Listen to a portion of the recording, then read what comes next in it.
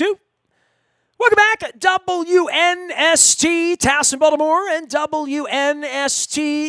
I am wearing my purple Curio Lamar Jackson, Mr. Jackson, if you're nasty shirt, but I do have my Strategic Factory orange cup that I think was meant for Oriole baseball. It's Strategic Factory where they create your masterpiece and created my Baltimore Positive swag masterpiece as well. But for this week, it's for all of my friends from Cleveland. I am headed off to the land of Cleve late on Saturday night. I will be spending some time there on Sunday. I thought I was going to be going with this guy who was once my executive producer at Sporting News Radio and Nasty Nationwide and One-on-One Sports Flash. He is Bernard Bokenyi. He does tweet from time to time. He is in the public sector now out in Portland, Oregon. Last time we got together, Bernard and I, both before, during, and after our conversation where the Ravens lost to the Cleveland Browns, we discussed getting together for the holidays, celebrating our friendship. Bernard was at my wedding back in 2003, flew in for that from Chicago where we worked. And, Bernard, I have the leg lamp on the set 24 hours a day. It sits 3.5 feet from my Art Modell picture here. I have my Sporticulture lava lamp, my Ravens lava lamp here, my Pizza John's cup, my Royal Farms cup, all the stuff on my Coexist, my Baltimore City map, my money microphone that my mom made for me. But the leg lamp is so Cleveland. I've never been to the Christmas Story house. I invited you in for the holidays for this big game that was going to happen Christmas week.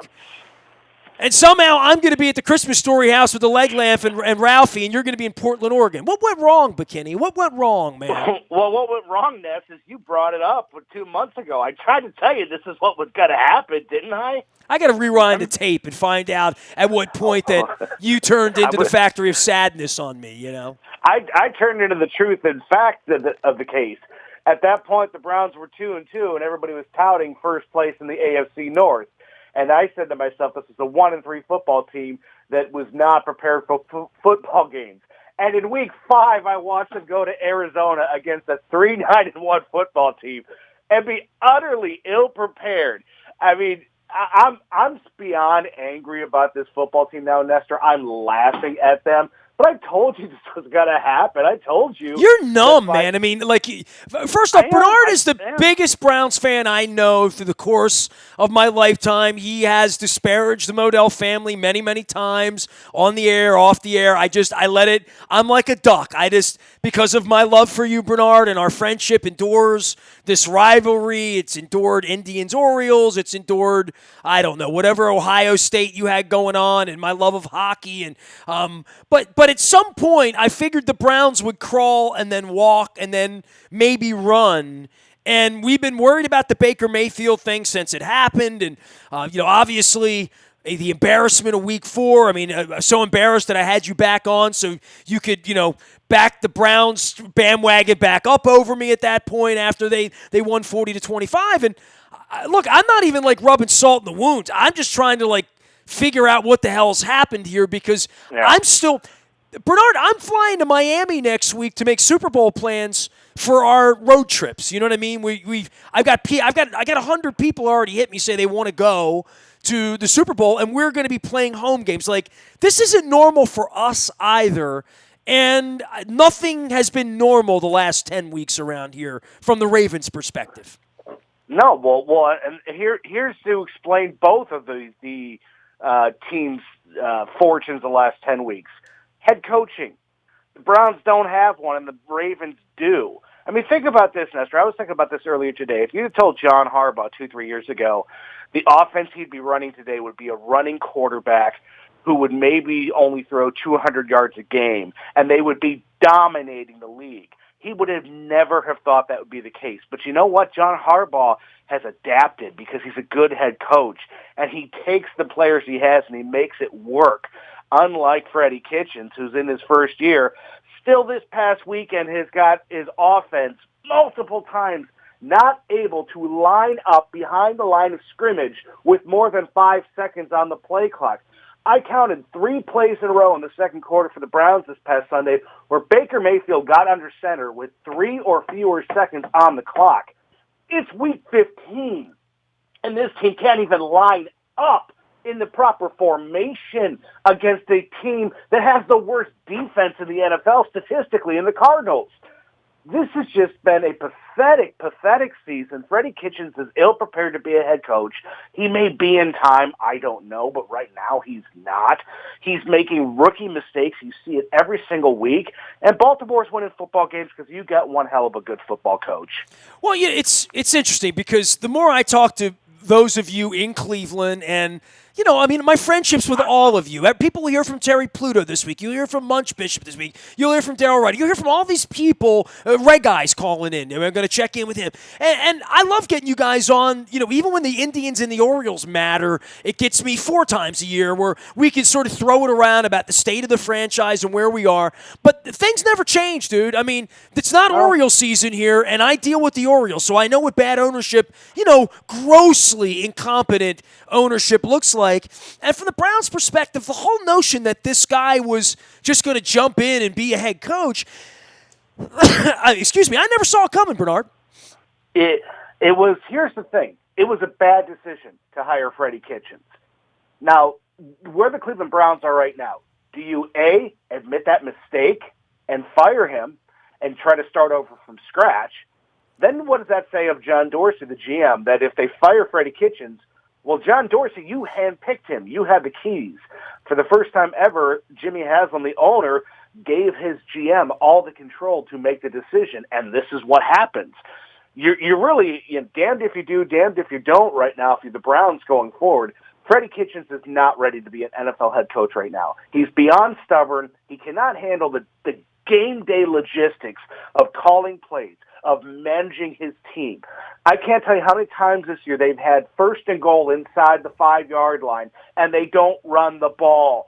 I thought Pete Carroll would have taught NFL head coaches something when he threw a 1-yard slant against the Patriots instead of running Marshawn Lynch. But yet Freddie Kitchens, he continually does not want to run the ball, and we saw it again on Sunday in the 4th quarter against Arizona. They had 1st and goal on the 5, and Nick Chubb, the NFL's leading rusher, wasn't even on the field. It's such a train wreck. And here's the sad thing, Nestor. Jimmy Haslam bought the Cleveland Browns in 2012, and I'm looking at the records right now. These last 2 seasons are actually the most successful back-to-back years Jimmy Haslam has had. And that's pathetic. They're 6-8 right now. They traded for Odell Beckham Jr. in the off-season, and everybody had expectations that were justifiable based on the talent of this roster. They gave up.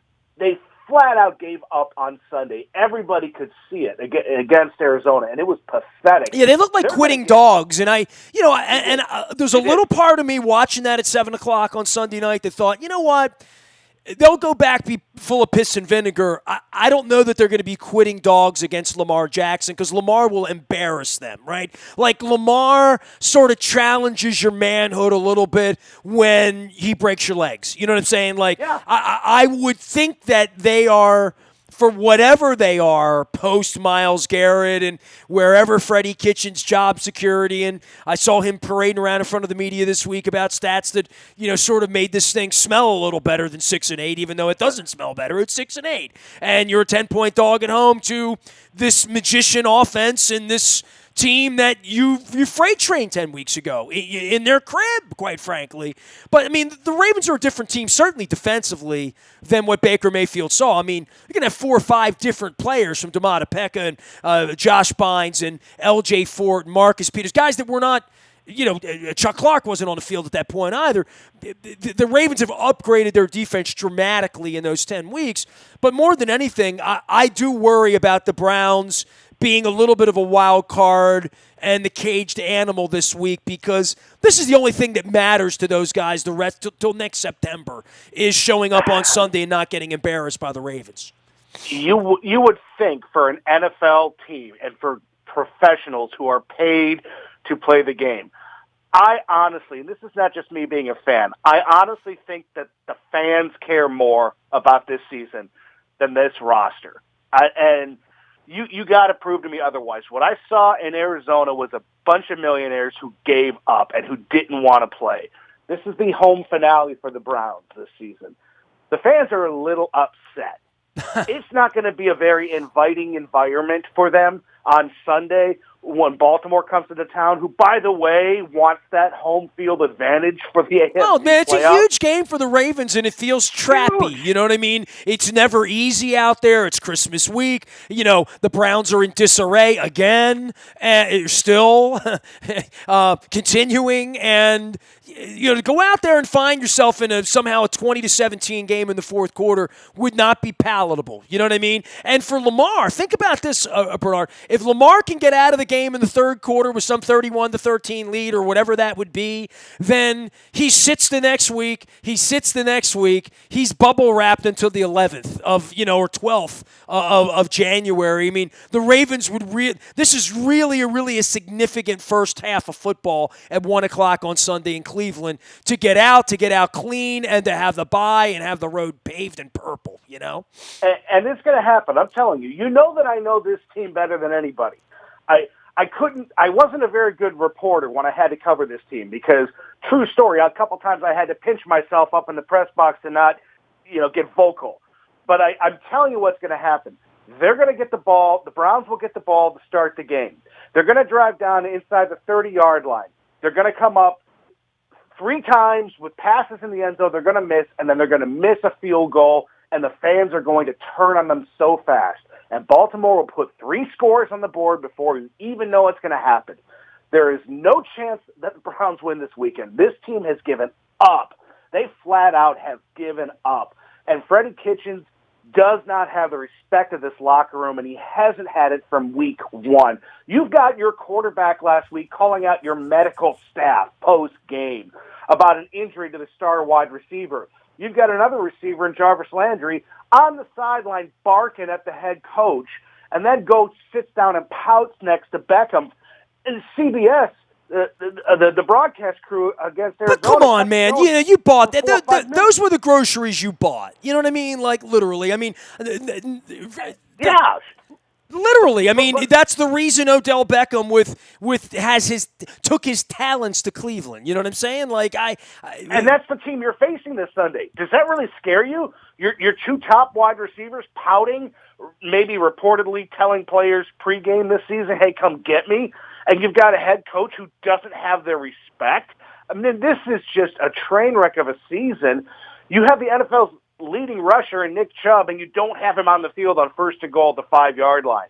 So, trust me, Baltimore, you will win easily this weekend. Congratulations. You're going to get the number 1 seed, and God bless you all. And we in Cleveland are stuck looking at the draft again, which I've been you'll be in the middle of it, weeks. too. I mean, you're not even going to be like, getting the preferred positioning that you're accustomed to there, Right now, we're looking at the 13 to 17 ranges is where it's projecting right now, and I'm already scouting. There's a couple of linemen from Alabama, Auburn, and USC have got a couple of guys. I mean, that's the life of a Cleveland football fan. You watch college bowl games because you're trying to scout offensive linemen that you hope you can get. That's how pathetic it is to be a Browns fan. Bernard Bokenyi has been my friend for a quarter of a century. He was once the producer of Nasty Nationwide at Sporting News Radio and One-on-One Sports. He's now out in Portland, Oregon. He was slated to join me at Hopkins International Airport for a rare Cleveland barbecue and beer bender on Saturday night,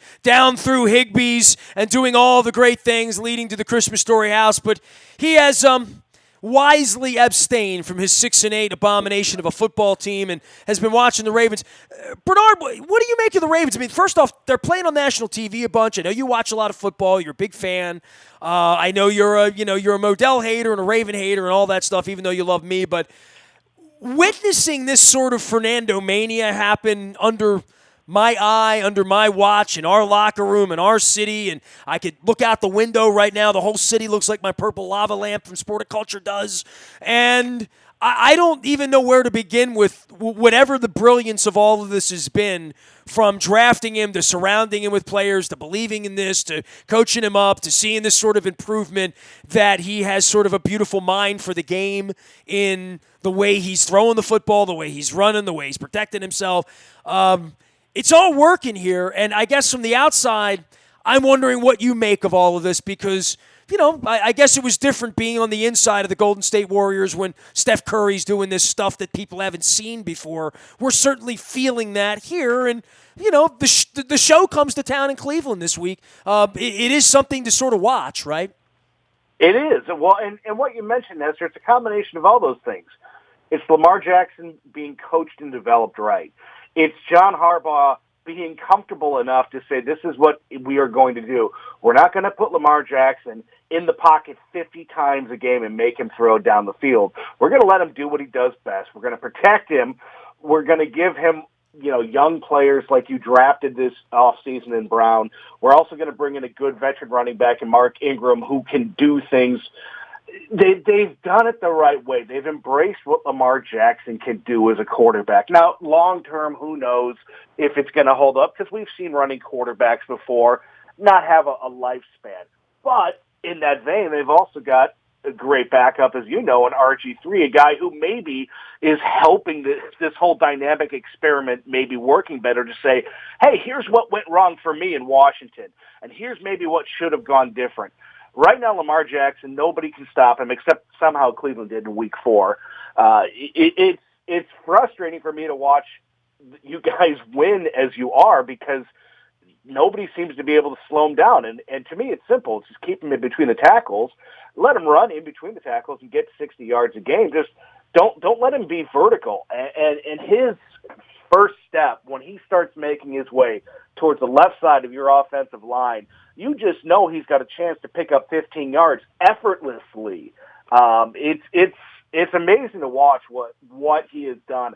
I'm still wondering, though, Nestor, has he been put in a lot of situations where he's going to be forced to make 3 or 4 throws, precise down-the-field throws? He just hasn't been pushed that much that way this year. I know he has the arm strength.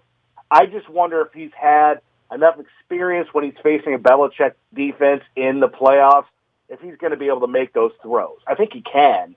It's just kind of an unknown right now. Well, he has to go do it in the same way Pat Mahomes is going to have to go do it, in the same way Jared Goff had to do it and can't do it this year, and Carson Wentz can't do it this year.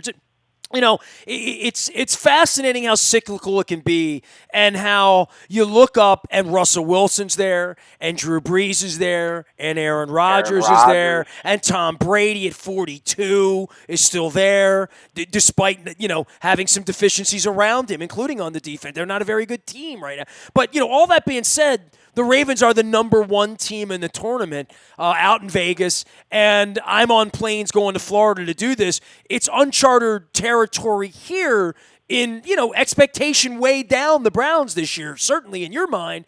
To your point, Lamar lost the playoff game last year to the Chargers. That's what's powered him.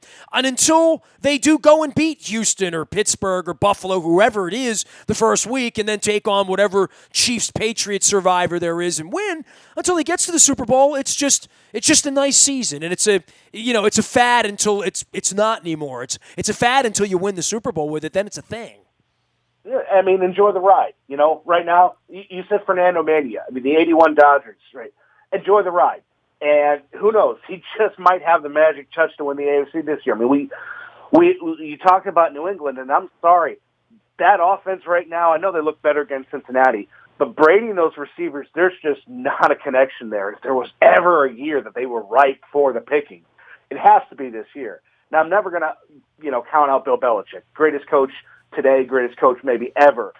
But you just look at this Patriots team, and you know that they are vulnerable this year. Tom Brady is not playing at a Tom Brady kind of level this year. I know their record's still pretty darn good, but as you watch that offense, they've got issues. So enjoy the ride. I don't know what it's like. I'll never know what it's like because I've got a pathetic football team. I haven't been in the playoffs but once in the last 25 years. So I don't know what it's like to have a quarterback that's about to win the MVP, that's taking the league by storm. Say that again. Your team's been to the playoffs once in 25 years. Wow. 2002. Well, the Bills fans have had it rough too. So I mean, we backed them in a couple of years ago with that loss to Cincinnati. But yeah, the Bills fans have had it rough too. So Well, they got their second playoff trip in the last 3 years now, and I'll tell you what, Josh Allen, he's making some progress. And we know he's got that strong arm, but the Bills might have a nice little future going on. But yeah, the Browns have been to the playoffs once since they came back in the league. It was 2002. Their last playoff victory was January 1st, 1995. I know because I was in the dog pound that day as Bill Belichick and the Cleveland Browns beat Bill Parcells and the New England Patriots. Now I'm getting all frustrated over again. Thanks, Ness. All right, Bernard, I will send you back to your misery, and I do hope you have a happy holiday. I hope all the eggnog and the gingerbread's treating you right. I got your Christmas card. My wife wanted to make sure we said you still send like old school Christmas cards. Very Midwestern of you, Bernard. I appreciate that. We do. We do, yes. And my little guy, Gus, was our cover boy, and he's staring at me now. He thought that only Sundays was the only time I got upset about the Browns, so he's kind of not sure what to make of this. Well, get him some doggy treats, and things will work out fine. Hey, man, happy holidays to you. I'm sorry we're not spending the weekend together in Cleveland. Someday, some year, somehow, you'll have a chance to win, and I'm sure I'll never hear the end of it. Well, enjoy the victory this weekend. Good luck in the playoffs, Ness. And I'm not going to root for Baltimore, but I'll wish you luck because I love you to death. Bernard Bokenyi, my dear friend, former executive producer of Nasty Nationwide on One-on-One Sports, or was it Sporting News Flash? There you go. The buyatoyota.com audio vault is there 24 hours a day from anywhere in the world on your mobile device by downloading the TuneIn Radio app. We even come in Portland, Oregon, and Portland, Maine. Find us out on Facebook and Twitter and LinkedIn and Snapchat. The Baltimore Positive stuff coming at you positively with Baltimore Police Commissioner Michael Harrison, as well as Baltimore City School CEO Sonia Sanalisis. Phenomenal conversations. Make sure you're checking those out at Baltimore Positive. Over 100 episodes deep. And getting better all the time because Don's making me get better. Nasty at WNST.net is the way to find me if you want to get on our trip to Florida. Sunshine. January. Beat the Winter Blues with a Ravens Super Bowl trip. Oh, I'm knocking on wood. That's my head, hopefully. We are WNST.net, AM 1570, and WNST Towson, Baltimore. And we never stop talking Baltimore sports.